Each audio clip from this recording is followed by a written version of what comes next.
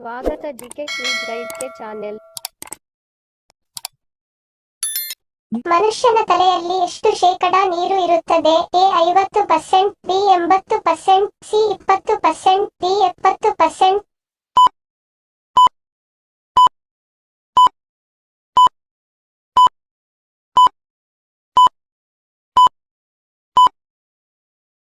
ಸರಿಯಾದ ಉತ್ತರ 80%. ಎರಡನೇ ಪ್ರಶ್ನೆ, ನೋವಿನ ಮೆಡಿಸಿನ್ ಮನುಷ್ಯನ ಯಾವ ಅಂಗಕ್ಕೆ ಅಪಾಯಕಾರಿ? ಎ ಕಿಡ್ನಿ, ಬಿ ಹೃದಯ, ಸಿ ಕಣ್ಣು, ಡಿ ತಲೆ.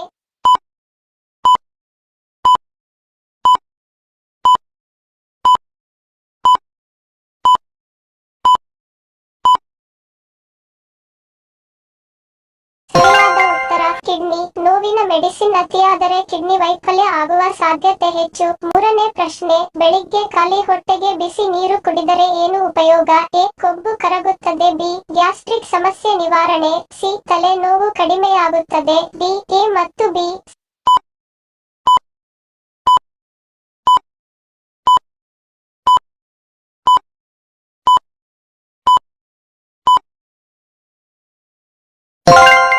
ಉತ್ತರ ಎ ಮತ್ತು ಬಿ. ಖಾಲಿ ಹೊಟ್ಟೆಗೆ ಬಿಸಿ ನೀರು ಕುಡಿದರೆ ಕೊಬ್ಬು ಕರಗುತ್ತದೆ ಮತ್ತು ಗ್ಯಾಸ್ಟ್ರಿಕ್ ಸಮಸ್ಯೆಯನ್ನು ನಿವಾರಣೆ ಆಗುತ್ತದೆ. ನಾಲ್ಕನೇ ಪ್ರಶ್ನೆ, ಚರ್ಮದ ಹೊಳಪು ಹೆಚ್ಚಾಗಲು ಯಾವುದನ್ನು ತಿನ್ನಬೇಕು? A tomato, B beetroot, C ಬೆಂಡೆಕಾಯಿ, ಡಿ ಸೊಪ್ಪು.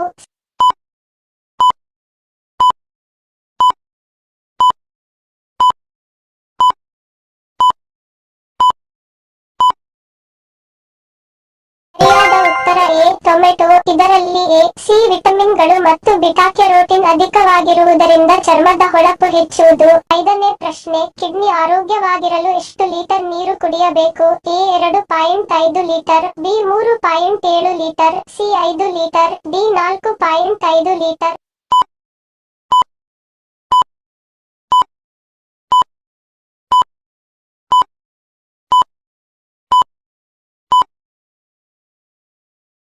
ಸರಿಯಾದ ಉತ್ತರ 3.7 ಲೀಟರ್. ಒಬ್ಬ ವ್ಯಕ್ತಿಯು ದಿನಕ್ಕೆ 3.7 ಲೀಟರ್ ನೀರು ಕುಡಿಯಬೇಕು. ಕಿಡ್ನಿಯು ಆರೋಗ್ಯವಾಗಿರಲು ನೀರು ಮುಖ್ಯವಾಗಿರುತ್ತದೆ.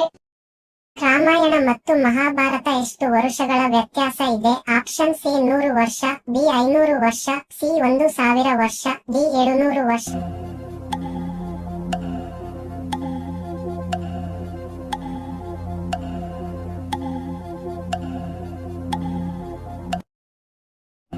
ಸರಿಯಾದ ಉತ್ತರ 100 ವರ್ಷ. ರಾಮಾಯಣ ಮತ್ತು ಮಹಾಭಾರತ ಇವೆರಡರ ನಡುವಿನ ವ್ಯತ್ಯಾಸ 100 ವರ್ಷಗಳು. ಎರಡನೇ ಪ್ರಶ್ನೆ, ಅನಾರೋಗ್ಯದ ಸಮಯದಲ್ಲಿ ಹೆಚ್ಚಾಗಿ ಬಳಸುವ ಹಣ್ಣು ಯಾವುದು? ಆಪ್ಷನ್ ಸಿ ದಾಳಿಂಬೆ, ಬಿ ಸಪೋಟ, ಸಿ ಸೇಬು, ಡಿ ಕಿತ್ತಳೆ ಹಣ್ಣು.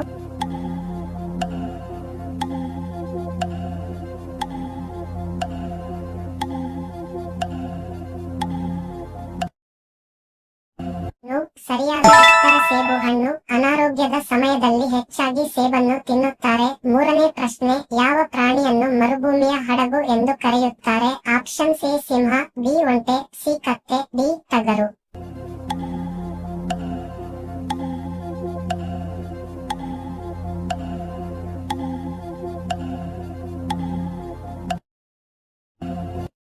ಸರಿಯಾದ ಉತ್ತರ ಒಂಟೆ.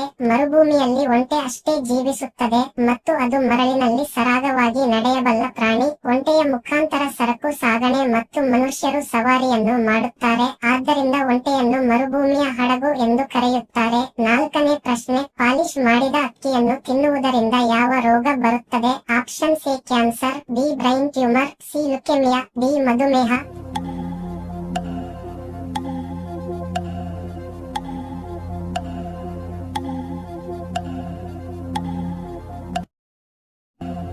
ಸರಿಯಾದ ಉತ್ತರ ಮಧುಮೇಹ. ಪಾಲಿಶ್ ಮಾಡಿದ ಅಕ್ಕಿಯನ್ನು ತಿನ್ನುವುದರಿಂದ ಮಧುಮೇಹ ಬರುತ್ತದೆ. ಐದನೇ ಪ್ರಶ್ನೆ, ಮುಖದ ಮೇಲೆ ಹೆಚ್ಚು ಸುಕ್ಕು ಆಗಲು ಕಾರಣವೇನು? ಆಪ್ಷನ್ ಸಿ ಸೂರ್ಯ ಕಿರಣಗಳು, ಬಿ ಫೇಸ್ ಕ್ರೀಮ್, ಸಿ ಸಾಬೂನು ಬಳಕೆ, ಡಿ ಕೊಲೆಸ್ಟ್ರಾಲ್.